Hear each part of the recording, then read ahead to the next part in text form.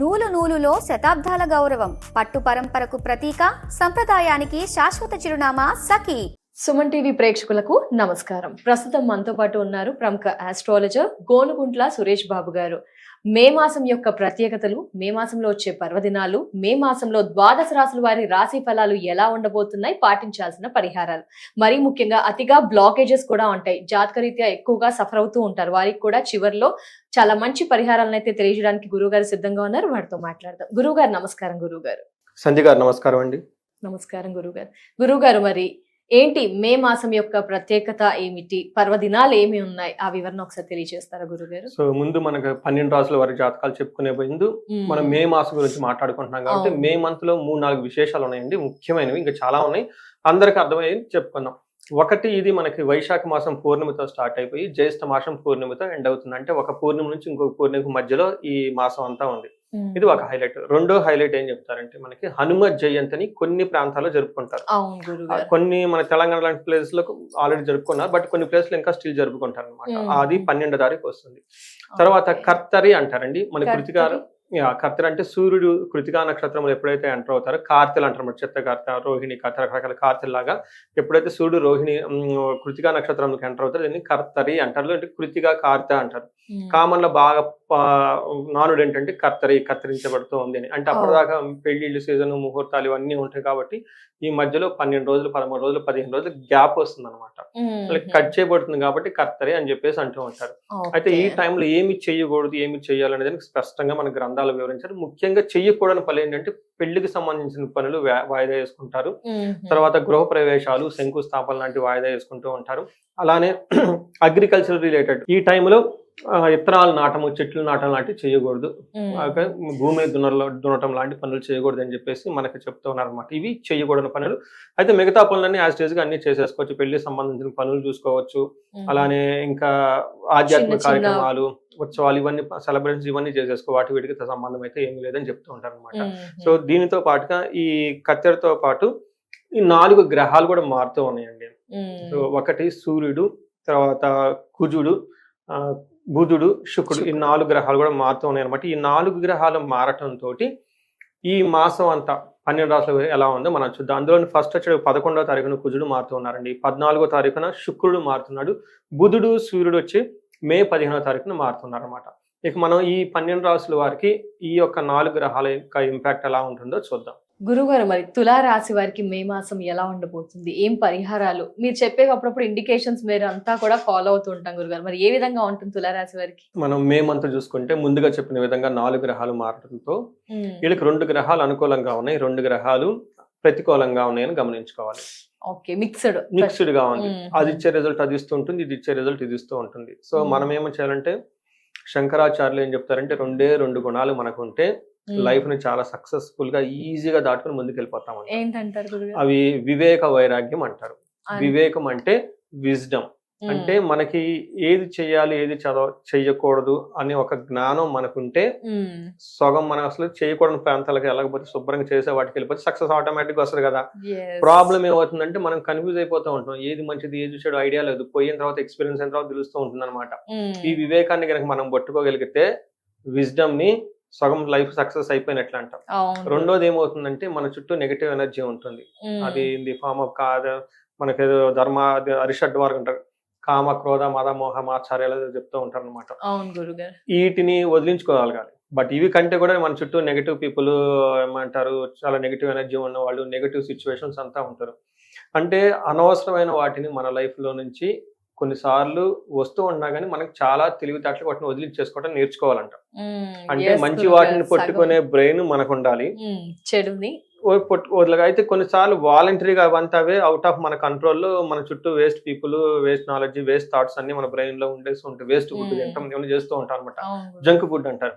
ఇలాంటి వాటిని మన లైఫ్ నుంచి తీసేయటాన్ని వైరాగ్యం అంటారు. అంటే మనం స్కిల్ఫుల్ గా మనం వేరే వాళ్ళకి ఇవ్వటం, మన కాందాన్ని వదిలించుకోవటం కూడాను వైరాగ్యం కిందే వస్తుంది అనమాట.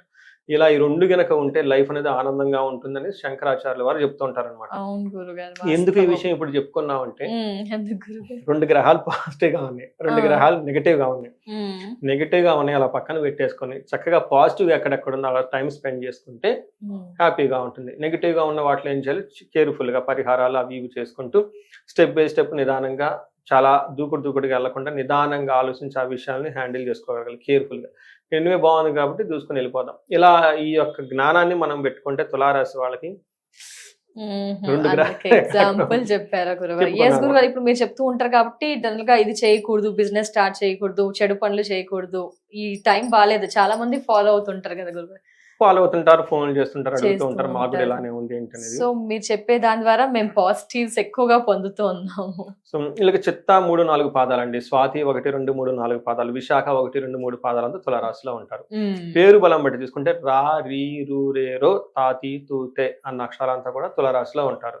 మనకి ముందుగా చెప్పుకునే విధంగా గ్రహాలు మారే గ్రహాలు చూస్తే సూర్యుడు 7th నుంచి 8th మూవ్ అవుతున్నాడు. అంటే ఈ టైంలో తీర్థయాత్రలు చేస్తారు ఒకటి. రెండోది శారీరకంగా కొంచెం ఇబ్బందులు పడుతూ ఉంటారు. తర్వాత కుజుడు మెయిన్ వీళ్ళకి విపరీతంగా ఏమైనా శారీరక అలసటని, తర్వాత విపరీతమైన దుఃఖాన్ని కూడా తీసుకొస్తూ ఉంటారు. తర్వాత బుధుడు ధనం సంపాదించుకుంటారు, పిల్లల విషయంలో చాలా బాగుంటుంది. శుక్రుడు 9వ స్థానంలో ఉండటంతో మహాభాగ్య యోగం అంటారు. అంటే ఎన్ని ప్రాబ్లమ్స్ ఉన్నా లక్కీగా ముందుకు వెళ్ళిపోతూ ఉంటారు అనమాట. అంటే ఏదైనా ప్రాబ్లం వచ్చినా కానీ టెన్షన్ పడిన అవసరం లేదు, ఎందుకంటే వీళ్ళకి లక్ ఉందని చెప్పేసి నమ్మకం వీళ్ళు మైండ్ లో పెట్టుకోవాలి. పెట్టుకుంటాం గురుగారు, పెట్టుకుంటారు కూడా. సో ఇందులో చూడండి వెరీ ఇంట్రెస్టింగ్ ఉంటుందండి. వీళ్ళకి 7 నుంచి 8కి సూర్యుడు మారుతుంటో ఏమవుతుందంటే వీళ్ళు సూపర్ ఇంటెలిజెంట్ గా తయారైపోతారు. అంటే అప్పటిదాకా ట్రాఫిక్ రూల్స్ చక్కగా ఫాలో అయిన వాళ్ళు ఇప్పుడు సిగ్నల్స్ జంప్ చేసుకుని వెళ్ళిపోవాలని ట్రై చేస్తూ ఉంటారు. అలా చెయ్యాలా చేయకూడదా గురుగారు? అలా అది చూద్దాం ఏమవుతుందని. ఏమవుతుంది? ఏమవుతుంది, దుర్దోష అంటే చెడు పనులు చేయాలని ఆలోచన వస్తూ ఉంటుంది. అప్పటిదాకా గుడ్ ఎంప్లాయీగా ఉన్న వ్యక్తి కాస్త స్మార్ట్ వర్క్ చేయటం, పని చేయకుండా ఆఫీస్కి వెళ్ళిపోవటం, ఇలా రకరకాల పనులన్నీ చేసేస్తూ ఉంటారు అనమాట. ఏదో ఒకటి చేసి ముందు ప్రాజెక్ట్ సబ్మిట్ చేసి పారేద్దాం, బాస్ తర్వాత దూకుడు తత్వం పెరుగుతుంది అలా అంటారా చేస్తూ గురుగారు ఈ ఉంటారు రాశి అనమాట. వారిని? చెడు పనులు చేయాలని ఆలోచన వస్తుందంట. శత్రు సంవాదం, వీళ్ళంతా వీళ్ళే పోయి శత్రువులతో గొడవ పెట్టుకుంటారు. ఇది మంచిదా చెడా అంటే ఇంకేం చెబుతాం చెప్పండి. అందుకే వాళ్ళ మొదట్లో స్టామినా బాగుంది అనుకోండి, కొట్టొస్తారు, అంటే కొట్టుకొని వస్తారు. అలానే గమన వ్రతం అంటే ట్రావెల్స్ ఏదైనా చేస్తే అందులో ఎక్కువ రిజల్ట్ ఉండదు, చాలా జాగ్రత్తగా ప్లాన్ చేసుకోవాలి. బిజినెస్ ట్రిప్స్ అవి ఉన్నాయి అనుకోండి, నేను వెళ్తాను అంటే రన్ చేయండి, ఏమవుతుంది. అలానే దుఃఖ వార్త శృతం చేయదు ఇంపార్టెంట్. ఒక చెడు వార్త వినే అవకాశం ఉంటుంది, అది ఏంటి అనేది మనం చెప్పలేము. బట్ వీళ్ళకి దుఃఖం కలిగే ఒక న్యూస్ అయితే వింటారు. కొంచెం కేర్ఫుల్ గా ఉండాలి. మనీ విషయంలో చాలా జాగ్రత్తగా ఉండాలి. మనీ పోగొట్టుకునే అవకాశం ఎక్కువగా ఉంటుంది. చూడండి, మనీ సంపాదించడమే చాలా మందికి రాదు. అవును, దానికి సంబంధించి సంపాదించిన చాలా మంది కూడబెట్టుకుంటారు. కొంతమంది 3వ స్టేజ్ ధనం సంపాదించుకుంటారు, కూడబెట్టుకుంటారు. అయితే అంత అయిపోయింది. 4th స్టేజ్ ఇంకోటి ఉంటుంది, వాళ్ళు సంపాదించుకుంటారు, కూడబెట్టుకుంటారు, సక్సెస్ఫుల్ గా పోగొట్టుకుంటారు. అది రాకూడదు గురుగారు. అది చూడండి, అసలు అది ఇంకా అసలు రాలేదు కాబట్టి అది కష్టపడి రాలేదు అంటే మనకు కొంచెం వచ్చిందాన్ని నిలబెట్టుకోవడం ఎంత హ్యాపీ ఉంటుందో. నాకు ఎన్ని ఫోన్స్ కాల్స్ వస్తాయి తెలుసండి. ఏమంటే ఆన్లైన్ లో పెట్టాము, బెట్టింగ్స్ లో పెట్టాము, నమ్మించి మోసం చేశారు, నమ్మించి మోసం తీసుకుని వీళ్ళు డబ్బులు తీసుకుని మళ్ళీ వీళ్ళ మీద కేసులు పెట్టిన వాళ్ళు. ఇది ఇంకా వరస్ట్ చూడండి. డబ్బులు పోయి, పొరుగు పోయి. ఇంకొంతమంది లేడీస్ అండి, నాకు చాలా మంది కాల్ చేస్తుంటారు, కొంతమంది ఏడ్ చేస్తారు ఫోన్ లో. పాపం వీళ్ళ ఇంట్లో వాళ్ళకి తెలవకుండా డబ్బులు దాచుకుంటారు. సహజంగా 1 లక్ష 2 లక్షలు దాచుకుంటారు. అది ఒక పెద్ద అమౌంట్ వాళ్ళకి. ఒక 6 నెలలో సంవత్సరం కొంచెం దాచుకునే అమౌంట్ అవుతుంది. ఇది తీసుకెళ్ళిపోయి పక్కన వాళ్ళకి ఎవరికో ₹2 వడ్డీ ఇచ్చేస్తారు. వాళ్ళు ఎవరు, వీళ్ళు అడగలేరు, ఇంట్లో తెలవదు, వాళ్ళు ఎవ్వరు, వీళ్ళు ఇబ్బంది పడిపోతూ ఉంటారు. ఇట్లా నాకు కాల్స్ వస్తుంటాయి, ఏమంటే ఇలా జరిగింది ఏంటండి, పరిహారం ఏదని చెప్పండి, మీ ఫీజు కూడా ఇచ్చుకోలేము అని అడుగుతూ ఉంటారు. ఇలా stock market related business benefits అలాంటివి కూడా ఒక లేడీ ఫోన్ చేసిందండి, 1.5 కోటి పోగొట్టుకుందండి. 1,70,000 1,70,00,000 పోగొట్టుకున్నారు వాళ్ళు. ఇంకా చూడండి, ఆమె చెప్తూ ఉంటే వాళ్ళు కూడా సగం ఇంట్లో తెలిసి సగం తెలవకుండా ఏదో మేనేజ్ చేస్తూ ఉన్నారు డబ్బులు రావాలని చెప్పేసి. అందుకని చెప్పేసి వీళ్ళకి ధనం ఈజీగా పోగొట్టుకునే అవకాశం ఎక్కువగా ఉంటుంది. కాబట్టి తులారాశి వాళ్ళు అలాంటి మిస్టేకులు చేయకుండా చాలా బ్యాలెన్స్డ్ గా ఉండండి. ఎందుకంటే ప్రతిదీ ప్రపోజల్స్ వస్తూ ఉంటాయండి. నాకు కూడా వస్తాయి కొంతమంది ప్రపోజల్స్. నేను కొద్దిగా ఆన్లైన్ ఉన్నాం కాబట్టి ఇలా చేయండి, ఈ కోడ్ పెట్టండి, ఆ కోడ్ పెట్టండి, అంత తెలవంది ఎందుకు స్వామి, ఏదో చిన్న వస్తుంది హ్యాపీ, మనకి కమాండ్ ఉంది అది చేసుకుందాం, తెలవందని ఎక్కడెక్కడ ఏదేదో పోయి ఎట్లా చేసేది. నేను అదే చెప్తాను, నువ్వు 1 కోటి రూపాయలు సంపాదించి ఒక విల్లా కొనుక్కొని నాకు చూపించి హ్యాపీగా ఉంటా, తర్వాత చూస్తానని చెప్తాను నేను. వీళ్ళకి ఇంకొక 2 ముఖ్య విషయం ఏంటంటే కుజుడు 7వ స్థానంలో ఉన్నారండి. కుజుడు 7వ స్థానంలో ఉండటం ఇది కూడా అంత మంచి పొజిషన్ కాదు, మిక్స్డ్ గా ఉంటుంది ఇక్కడ. కొన్ని విషయాల్లో ఒక ప్రాఫిట్, ప్రోగ్రెస్, సక్సెస్ఫుల్ గానే ఉంటారు వీళ్ళు. అయితే ధనాన్ని మళ్ళా పోగొట్టుకునే అవకాశం వీళ్ళకి ఎక్కువగా ఉంటుంది. కూడబెట్టిన ధనాన్ని పోగొట్టుకునే అవకాశం ఎక్కువగా ఉంటుంది. జ్యువెలరీ పోగొట్టుకోవటము, సంథింగ్ సంపదలు అంటారు కదండి. సంపదలు అంటే ఏంటి, మనం ఆల్రెడీ సంపాదించి పోగొట్టుకుని సంపదలు అంటారు. ఈ పోగొట్టుకునే అవకాశం ఎక్కువగా ఉంటుంది. ఇంకొకటి అన్న వస్త్రాది రాహిత్యం, టయానికి భోజనం చేయరు. అలానే స్వబంధుభిహి అంటే సొంత బంధువులే వీళ్ళని ఇబ్బంది పెట్టే అవకాశం ఉంటుంది. కువార్త చూడండి, చెడు వార్త తినే అవకాశం కుజుడు వల్ల కూడా కనిపిస్తుంటుంది. అలానే పుత్ర భాతృణాం క్రోధ, పుత్రులతోటి అన్నదమ్ములతో గొడవలు పడుతూ ఉంటారు. ముఖ్యంగా ఇక్కడ కూడాను చెడు వార్త తినే అవకాశం చూపిస్తుంది. అంటే 2 మేజర్ గ్రహాలు వల్ల చెడు వార్త తినే అవకాశం ఉంటుంది. ఇది కూడాను బేసికల్గా ఎక్కువగా 80 to 90% ధనానికి సంబంధించి, సంపదలకు సంబంధించి, ఇంటికి సంబంధించిన వ్యవహారాల్లో ఉండే అవకాశం ఎక్కువగా ఉంటుంది. జాగ్రత్తగా ఉండాలి వీళ్ళు. అలానే 2 గ్రహాలు బాగున్నాయి అని చెప్తున్నా. ఒక గ్రహం బాగుంది ఎవరంటేనండి బుధుడు గ్రహం చాలా బాగుంది. 8th house లో బుధుడు ఉండడంతో పిల్లలతోటి ధనముకు సంబంధించిన వాటికి యాన్సిస్టర్స్ ప్రాపర్టీస్, పెద్దవాళ్ళకి సంబంధించిన ఇవే ఉందంటే వాటి నుంచి ఒక పాజిటివ్ న్యూస్ అవంతా వచ్చేసి కేర్ఫుల్ గా ఉండే అవకాశం ఉంటుంది. అలానే 9వ స్థానంలో శుక్రుడు ఉండటంతో మహాభాగ్య యోగం అంటారు. గ్రేట్ లక్ అనేది వీళ్ళు అంటూ ఉంటుంది. ఈ టైంలో వస్త్రలాభం ఉంటుంది, ఆరోగ్యం బాగుంటుంది, గురువుల యందు భక్తి ఉంటుంది, స్వధర్మకృత్ వాళ్ళ యొక్క ధర్మాన్ని చక్కగా అంటే వాళ్ళ డ్యూటీని చక్కగా చేస్తూ చక్కగా ఉంటారు. చిత్తశుద్ధి, చాలా ఇంట్యూషన్ ప్యూర్ గా ఉంటుంది. ఇవన్నీ చక్కగా ఉంటుంది. ఇందులో ఎవరికన్నా లవ్, రొమాన్స్ ఇట్లాంటి సంబంధించిన వ్యవహారాలు ఎవరైనా ఉంటే వీళ్ళకి చాలా అనుకూలంగా ఉన్నాయి. ఒక బెస్ట్ టైం అని మనం చెప్పుకోవచ్చు. ఎవరికైనా కనుక లవ్ లో ఉండి పెళ్లి చేసుకోవాలనుకుంటున్నారు, లేదంటే పెద్దవాళ్ళకి చెప్పి వాళ్ళతో అంగీకరణ చేసుకోవాలనుకుంటే ఇది ఒక బెస్ట్ టైం ఈ రాశి వాళ్ళకని గమనించుకోవచ్చు. సో ఇది చూసారు కదండి, కొంచెం మిక్స్డ్ గా ఉంది కాబట్టి అసలు చాలా చెడు వార్తలు 2 సార్లు అని చెప్పారు గురువు గారు. మరి నక్షత్రాలు ఏ విధంగా సపోర్ట్ చేస్తున్నాయి గురువు గారు? నక్షత్రం చూసుకుంటే ఇది కొంచెం చాలా బెటర్ గా ఉందండి. చిత్తా నక్షత్రం అంటే రాజ్య లాభము, వస్త్ర లాభము, ప్రమోషన్స్ వచ్చే అవకాశం ఎక్కువగా ఉంటుంది. అలానే ఈ స్వాతి నక్షత్రం వాళ్ళకి కూడా రాజ్య లాభం, విశాఖ నక్షత్రం వాళ్ళకి రాజ్య లాభం అంటే సంథింగ్ ప్రాఫిటబుల్ గా వీళ్ళకి ప్రొఫెషనల్ మ్యాటర్స్ లో చూసుకుంటారు. అలానే హెల్త్ విషయంలో చాలా బాగుంటుంది, షాపింగ్ చేస్తారు. 2 విషయాలు జాగ్రత్తగా కేర్ఫుల్గా ఉండాలి. ధనానికి సంబంధించిన వ్యవహారంలో చాలా చాలా జాగ్రత్తగా ఉండాలి. ఇద్దరు సూర్యుడు కుజుడు ఇద్దరు ధనానికి సంబంధించి మాత్రం చాలా నెగిటివ్ గా ట్రాక్ చేస్తున్నారు. ఒకళ్ళ వల్ల అసలు ధనమే రాదు, ఇంకొకళ్ళ వల్ల ధనానికి విపరీతంగా ఇబ్బందులు పడతారు. ఒక మనీ ఇన్ఫ్లో లేదు. ఒకళ్ళేమో ఉన్న ధనాంత వల్ల వీళ్ళకి ఉపయోగం లేకుండా దాంతో బాధలు పడే అవకాశం 2 కనిపిస్తుంది. కాబట్టి కొంచెం జాగ్రత్తగా ఉండాలి. చిత్త స్వాతి విశాఖ నక్షత్రం వాళ్ళు గాయాలయ్యే అవకాశం ఎక్కువగా ఉంటుంది. విశాఖ నక్షత్రం వాళ్ళకి టెన్షన్స్ తో కూడుకొని ఉంటారు. కార్యహానిలు, తలబెట్టిన కార్యం నాశనం అయ్యే అవకాశం ఎక్కువ ఉంటుంది. కొంచెం జాగ్రత్తగా ఉండటం ఎంతైనా అవసరం.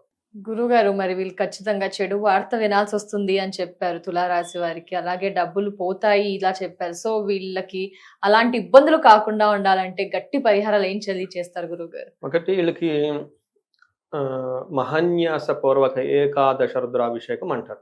అంటే మనకి టెంపుల్స్ లో చేస్తారు, వాళ్ళు ఫుల్ చేయరు, మహాన్యాసం చేయరు. అంటే కొంతమంది చేస్తారు, కొంతమంది చేయరు. అది చేసినా కానీ వీక్లీ ఒకసారి చేస్తూ ఉంటారు. ఇన్ కేసు వీళ్ళు ఇంటికి కనుక ఒక 2-3 రుద్ర పండితులను తీసుకొచ్చి చక్కగా పురోహితులను తీసుకొచ్చేసి వాళ్ళ చేత మహాన్యాసం చదివించేసి ఆ హోల్ ప్రక్రియలో ఈ ఇంటి యజమాని ఎవరైతే వీళ్ళు ఉన్నారో వాళ్ళు కనుక పార్టిసిపేట్ చేయగలిగితే వేద ఆశీర్వాదం తీసుకోమని నేను బాగా చెప్తానండి ప్రతి ఒక్కరికి. మహాన్యాస పూర్వక ఏకాదశ రుద్రాభిషేకం తర్వాత అది అయిపోయిన వెంటనే వేద ఆశీర్వాదం కనుక తీసుకోగలిగితే చాలా వరకు ప్రాబ్లమ్స్ పోతాయండి. నెగిటివ్ ప్రాబ్లమ్స్ అంతా పోతూ ఉంటుంది. ఇంకా నేనేం చెప్తానంటే వీళ్ళకి వాళ్ళంతా వాళ్ళు కనుక చదువుకోవాలనుకున్నప్పుడు సూర్యుడికి ఆర్ఘ్యం ఇవ్వటం ఒకటి, ఆదిత్య హృదయ స్తోత్రము ప్లస్ హనుమాన్ చాలీసా లేదంటే హనుమాన్ కార్యసిద్ధి మంత్రం ఇవి చదువుకుంటూ ఉంటే ప్రొఫెషనల్ మ్యాటర్స్ లో చాలా బాగుంటారు. తర్వాత వీళ్ళకి ఫాదర్లీ ఫిగర్స్ ఉంటారు. అత్తగారు తరపున మామగారు కానీ లేదంటే నాన్నగారు, బాబాయిలు, వీళ్ళంతా పెద్ద నాన్నలు ఉంటారు కదండి. ఇలా పెద్దవాళ్ళు, తాతలు, ముత్తాతలు ఇంకా ఎవరైనా ఉంటే వాళ్ళ ఆశీర్వాదం తీసుకొని పనులు కనుక స్టార్ట్ చేస్తే చాలా బాగుంటుంది. తర్వాత వెరీ ప్రాక్టికల్ రెమెడీ, బాస్ తో చాలా చక్కగా రెస్పెక్టబుల్ గా ఉండాలి. అవి విత్ ది బౌండరీస్ లో మనం వర్క్ చేయాలి. ఎందుకంటే బాస్ ఈజ్ ఆల్వేస్ బాస్, అంతే కదండి. వాళ్ళ అప్రూవల్ తోనే మీరు ఇంటర్వ్యూలో వచ్చారు, వాళ్ళ అప్రూవల్ తోనే మీకు శాలరీ వస్తుంది. నేచురల్ గా సరిగ్గా లేకపోతే అప్రైజల్ కూడా అది వాళ్ళే అడుగుతారు కాబట్టి వాళ్ళతో ఒక మ్యూచువల్ రెస్పెక్టబుల్ గా మూవ్ అయితే చాలా బాగుంటుంది. గురువు గారు, మరి చాలా మందికి చాలా బ్లాకేజెస్ ఉంటాయి ఒక ఏజ్ వచ్చాక, కానీ అతిగా సఫర్ అవుతూ ఉంటారు జాతక రీత్యా. వారికి ఏమైనా పరిహారాలు ఉంటాయా గురువు గారు? సంధ్య గారు, నేను ఒక రీసెర్చ్ లాగా చేస్తున్నాను. ఎవరికైతే ఏజ్ 35 to 40 మధ్యలో ఉంటుందో, మనం మిడ్ లైఫ్ క్రైసిస్ అని చాలా మంది అంటూ ఉంటారు. అంటే ఎగ్జాక్ట్గా 40 years కి కొంచెం అటు ఇటుగా చాలా రకాల హార్మోనల్ చేంజెస్ అయితేనేమి, రకరకాల చేంజెస్ తోటి గ్రోత్ అనేది ఆగిపోతూ ఉంటుంది. అందరికీ కాదు, కొంతమందికి. యాక్చువల్గా అలా ఎందుకు ఆగిపోతుంది? అప్పటిదాకా 10 years ఎక్స్పీరియన్స్ ఉంటుంది. బై ద టైం వాళ్ళకి ఫాదర్ అయ్యి ఉంటారు, ఒక మేనేజర్ లెవెల్ పొజిషన్ లో ఉంటారు, సక్సెస్ఫుల్ ట్రాక్ రికార్డ్ ఉంటుంది, ఎడ్యుకేషన్ బాగుంటుంది, కెరియర్ లో ఒక మేనేజర్ లెవెల్ 10 years ఎక్స్పీరియన్స్ ఉంటుంది, మనకి చక్కగా స్మూత్ గా వెళ్ళిపోవాలి కదా లైఫ్. కానీ చాలా మందికి అక్కడెక్కడ బ్లాకేజ్ వస్తుంది. అనవసరమైన రిలేషన్షిప్స్ లాగా ఎంటర్ అయిపోతారు. ఉన్న మ్యారేజ్ ఇలాంటి రిలేషన్షిప్ బ్రేక్ అయిపోతూ ఉంటుంది. అప్పటిదాకా మేనేజర్ లెవెల్ గా ఉన్న వాళ్ళు కాస్త ఆ పదవి పోతుంది, లేదంటే బిజినెస్ స్టార్ట్ చేస్తారు, ఆ బిజినెస్ కూడా కొలాప్స్ అయిపోతుంది. ఇలా కరెక్ట్ గా ఈ ఏజ్ లో ఎందుకు వస్తుంది అనే దానికి మన జ్యోతిష శాస్త్రంలో చాలా క్లీన్ గా వివరించడం జరిగిందండి. అంటే మనకేం చెప్తారంటే ఇది mid life crisis, hormonal changes అని చెప్పి రకరకాలు చెప్పి అవర్లు వేసేస్తూ ఉంటారు. బట్ అది కాదండి. మనకి జ్యోతిష శాస్త్రంలో ఏం చెప్తారంటే ఒక్కొక్క ఏజ్ లో సోలు ఒక్కొక్క విధంగా మెచ్యూర్ అయ్యి వెళ్తూ ఉంటుంది. చిన్నప్పుడు బాలారిష్టాలు అంటారు, వివాహ సందర్భానికి వివాహానికి సంబంధించిన దోషాలు అంటూ ఉంటారు. అలానే ఇక్కడ మిడ్ లైఫ్ ఎప్పుడైతే 35 to 45 ఉందో ఏజీలకి శాపాలు అంటారు, లేదా గ్రహాల యొక్క ఏమంటారు దోషాలు అంటారు అనమాట. ఇవి ఆ టైంలో ఎక్కువ యాక్టివేట్ అవుతూ ఉంటుంది. ఎందుకంటే ఈ పితృదోషాలు కానివ్వండి, కాలసర్ప దోషాలు ఎందుకు యాక్టివేట్ అవుతాయి అంటే ఆ టైంలో ఇవి చక్కగా ఈ బ్లాకేజెస్ ని వీళ్ళు అన్ని సక్సెస్ఫుల్ గా వచ్చారు, కానీ వీళ్ళు వాళ్ళ యాన్సెస్టర్ని మర్చిపోవటము, లేదంటే దేవతలను మర్చిపోవడం జరుగుతూ ఉంటుంది అనమాట. అందుకని వాళ్ళు ఈ బ్లాకేజెస్ ని తీసుకోవాల్సిన బాధ్యత వీళ్ళ మీద ఉందని చెప్పేసి గుర్తు చేస్తూ ఉంటారు. అందుకని ఎవరికైతే ఇలా ఆగిపోయి ఉంటుందో ఒక్కసారి జన్మ జాతకం చూపించుకొని ఖచ్చితంగా శాపాలు నడుస్తున్న దశాభుక్తి ఏంటి, దానికి అనుగుణంగా ఏమైనా గనక శాపాలు ఉన్నాయా అవి చూసుకొని వాటికి సంబంధించిన పరిహారాలు చేసుకుంటే చక్కగా వెళ్ళిపోతుందండి లైఫ్. మనకి వచ్చేటప్పుడు దాదాపు 11 రకాల శాపాలు ఉంటాయి. పితృశాపం, మాతృశాపం, గురు శాపం, సర్ప శాపం, శని శాపం కూడా ఉంటుంది. ఇలా స్త్రీ శాపం, అలానే మాతృశాపం, ఇలా దాదాపు 8-9 రకాలు ఉంటాయి. ఇంకా కొన్ని డీప్ గా శాపాలు ఉంటాయి. అవన్నీ ఏంటో తెలుసుకొని